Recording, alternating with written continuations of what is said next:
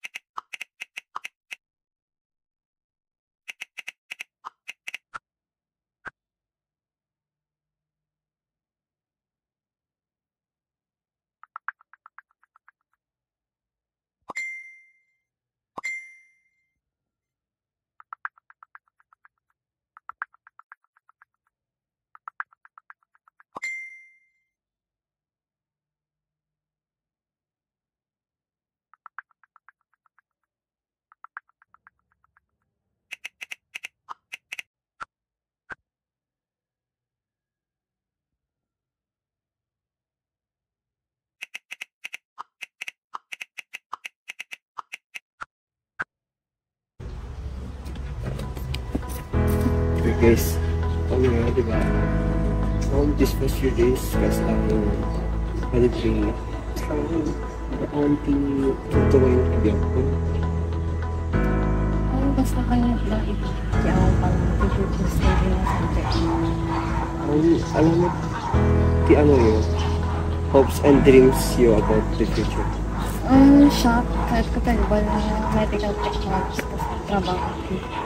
Laboratory na lang, may tagpin na. Kaya pinamili ko para sa sarili. Jay, una na dati nga subject kat adna jay inong kami nga nagiba kami nagipaharap na Jay klase halos amin kami kat nagiba nga kayat minto te ang balin nga successful kat naragsak in the future. Halos amin kami kat asahan natin challenges ti biyag. May mamakmati kami nga addan tulad ta mayat nga mapasamak para kami. Saan yan? Siguro no pangarap kat gusto na nagigay bang pagpatuloy ko. Agpatuloy nga lumakbay aging gana maala tayo tagijay kaya tayo for the future. Kaslo nga tagijay imposible, makaya tayo mit kaya maalain.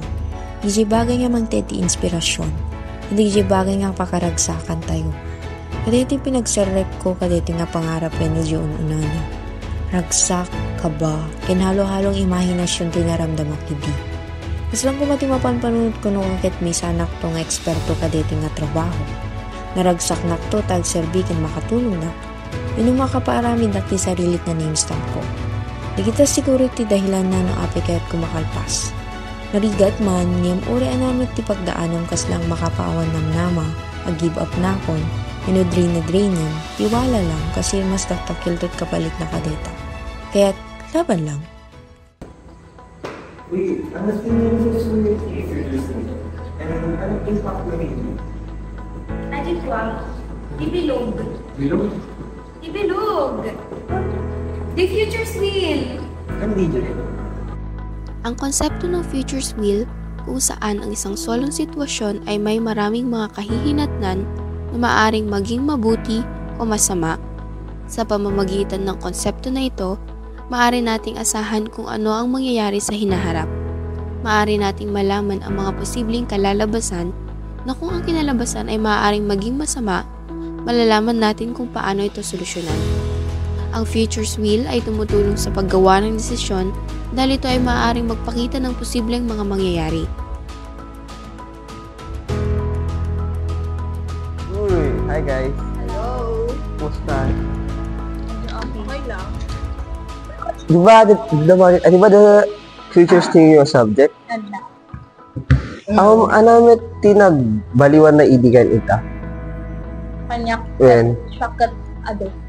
Like yung medtech ket ang piligat na lang ngayon nagrigat kaya. Sige ate. Ako sa totoo lang noon nasasabik ako na matutunan ko, diagnosing at trabaho ng laboratorio. Ngunit sa paglipas ng panahon, ang aking pananaw tungkol dito ay nagbago na. Ito ay nag-udyok sa akin na kilalanin ang kahalagaan ng pagiging updated sa pag-unlad sa larangan at unawain ang mga ethical na implikasyon ng aking mga aksyon sa pagtulong sa pangangalaga sa mga pasyente at sa pag-unlad ng medisina.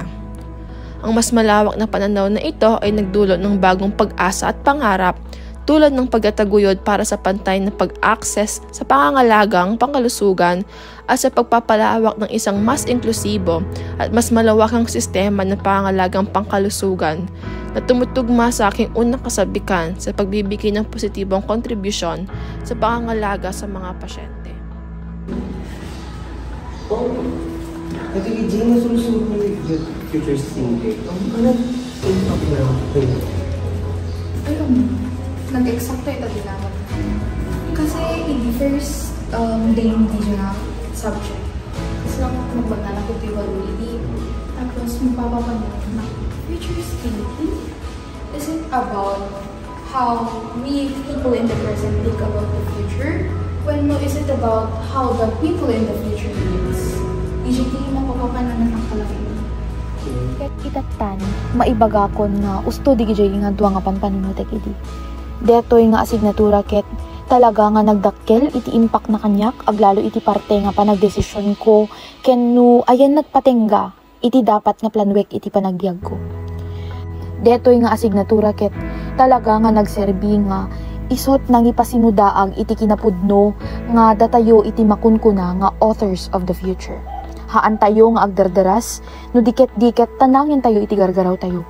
Panunuten tayo nga nasaya at iti maibanag kanya tayo dagiti desisyon tayo, nga no future when no masakbayan iti pagsasaritaan ket haan nga sika laban iti masakbayam.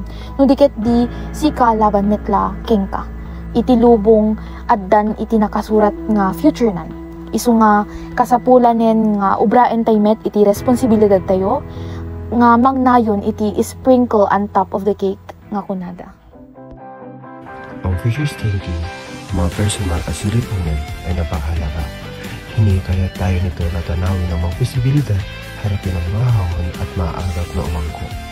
Bilang isang mag-aaral, ang pagtanggap sa future thinking ay nagbibigay sa atin ng kakayahan upang magnavigate sa mga kawalan ng katiyakan.